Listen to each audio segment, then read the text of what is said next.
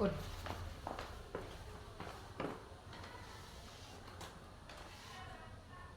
Mungkin pas perkenalannya nganu ya Pak, yang saya kenapa hadap Assalamualaikum warahmatullahi wabarakatuh, Pak Gito. Waalaikumsalam warahmatullahi wabarakatuh. Selamat pagi, bagaimana kabar hari ini Pak? Baik Bu Dewi, baik-baik saja, alhamdulillah. Sebelumnya saya mengucapkan banyak terima kasih atas waktu dan kesediaan Pak Gito yang diluangkan untuk saya, di mana saya harus memenuhi tugas dalam program Guru Penggerak ini Pak. Nanti saya diminta untuk melakukan wawancara pada panjenengan terkait pengambilan keputusan berbasis nilai-nilai kebajikan sebagai pemimpin. Pak. Ya. Mohon maaf Pak, sebelumnya saya mohon kesediaan Bapak kita untuk memperkenalkan diri sebelum kita lanjutkan ke sesi wawancara. Oke, siap. Ya. Baik Mbak Dewi, perkenalkan saya nama Sugito, alamat dari Ledak Sari.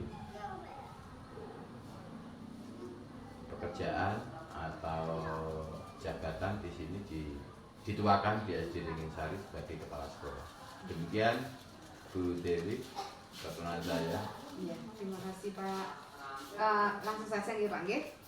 Begini Pak, di dunia pendidikan ini, terutama di setiap sekolah pasti ada suatu permasalahan, seperti kasus-kasus begitu ya Pak. Termasuk di sekolah kita seperti itu ya Pak ya. Banyak sekali. Nah, selama ini bagaimana Bapak dapat mengidentifikasi kasus-kasus yang merupakan dilema etika atau bujukan mutu? Selama ini? Iya. Yang pertama, kita harus mengetahui dulu identitas atau mengidentifikasi kasus-kasus yang merupakan dilema etika atau bujukan moral tersebut. Jadi kita harus mengidentifikasi dulu Pak. Ini termasuk kasus dilema etika atau yang bujukan moral Pak. Lalu selama ini bagaimana Pak menjalankan pengambilan keputusan di sekolah, terutama untuk kasus-kasus di mana ada dua kepentingan ya, yang sama-sama benar atau sama-sama mengandung nilai kebajikan Pak? Selama ini menjalankan pengambilan keputusan ini di sekolah sini ya, mestinya harus misalkan ada kepentingan-kepentingan yang sama, masalahnya itu kan bisa dikatakan itu si malakama ya Mbak ya, gitu ya, kepentingan yang dua-duanya harus dipenuhi. Nah di sini kita harus ya memilih salah satunya, mana yang lebih diutamakan seperti itu. Yang berarti harus kita harus memilih kepentingan yang mana dulu yang prioritas. Lalu yang pertanyaan ketiga Pak, langkah-langkah atau prosedur seperti apa yang biasa dilakukan selama ini? Langkah-langkah yang kami lakukan itu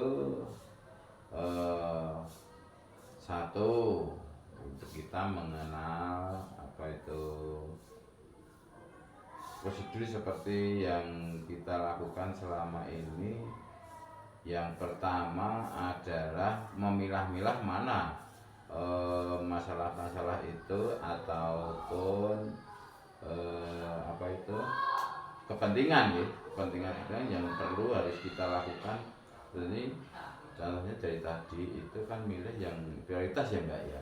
Misalkan satu begini, kalau kita punya dua keinginan, ini harus dilaksanakan, itu juga dilaksanakan, kita kan harus pilih salah satu yang utama, yang sekiranya prioritas yang kita lakukan untuk langkah-langkah seperti itu. Kita harus mengenal waktu dulu, ya, waktu, kemudian untuk apa, kepentingan untuk apa, dan sebagainya seperti itu. Berarti kan kita harus menentukan langkah-langkahnya mulai dari mengidentifikasi seperti itu nggih Pak nggih, Iya. terus memprioritaskan, terus mengatur waktunya ngoten nggih Pak nggih. Iya. Lalu hal-hal apa saja yang selama ini dianggap efektif dalam pengambilan keputusan pada kasus dilema etika? Hal-hal yang Iya. efektif dalam pengambilan itu ya pada kasus dilema etika yang perlu ya Mbak ya itu. Nggih. Kan misalkan seperti apa namanya Pak, kita di sekolah ini kan sempat kemarin ada kita kan kekurangan murid, kita Oh biasanya iya. kan Untuk ya jalan yang kita tempuh bagaimana supaya murid banyak ya. iya. Seperti kemarin contohnya di sekolah ini kita mencari terobosan, salah satunya yang kemarin tidak ada antar jemput, kemudian kita mengadakan antar jemput. Tujuan salah satunya adalah tadi untuk minat dari anak-anak untuk bersekolah di sekolah ini di sini. Jadi kita juga melakukan kolaborasi nggih Pak Iya. nggih sama masyarakat Iya. ngoten nggih untuk melakukan antar jemput seperti itu nggih Pak. Lalu Pak, hal-hal apa saja yang selama ini merupakan tantangan dan pengambilan keputusan pada kasus-kasus dilema etika? Tantangannya kita sebenarnya banyak sekali nggih Pak nggih. Iya, iya. Ya, yang pertama tadi seperti kita mengadakan antar jemput itu kan tantangan kita kembali lagi kepada masyarakat, terutama ekonomi, tingkat ekonomi masyarakat itu bagaimana. Kalau memang dari masyarakat itu betul-betul tidak mampu, kemudian kita mengadakan antar jemput ya akhirnya kita kan itu bagaimana untuk memenuhi atau uang tombokan untuk antar jemput kan sekolah yang mengadakan seperti itu Tantangannya. ya. Jadi kita kasih ini tantangannya pada Masyarakat ya Pak ya, nggih. kita harus membantu masyarakat. Lalu Pak ada pertanyaan kembali yang nomor 6 itu, apakah Anda memiliki sebuah tatkala atau jadwal tertentu dalam sebuah penyelesaian kasus dilema etika, langsung menyelesaikan di tempat, atau memiliki sebuah jadwal untuk menyelesaikannya?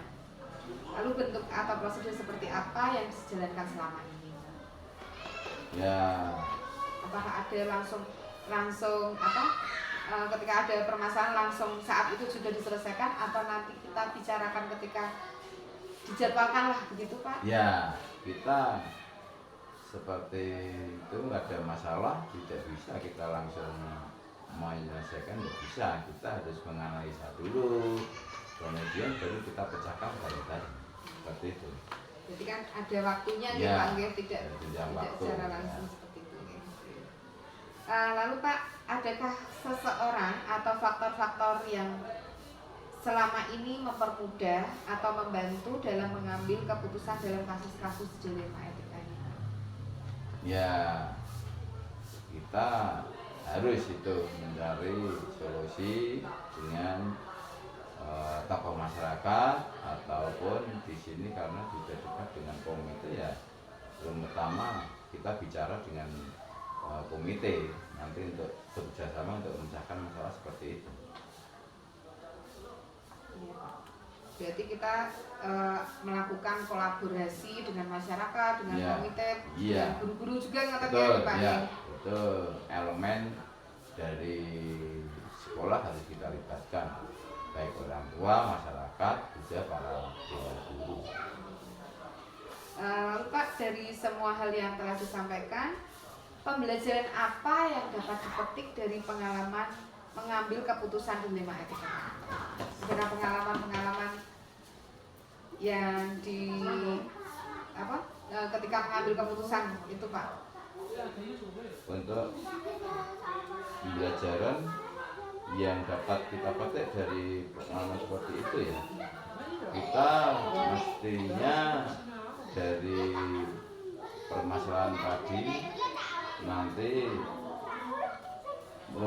semoga rencana-rencana itu bisa lancar saja.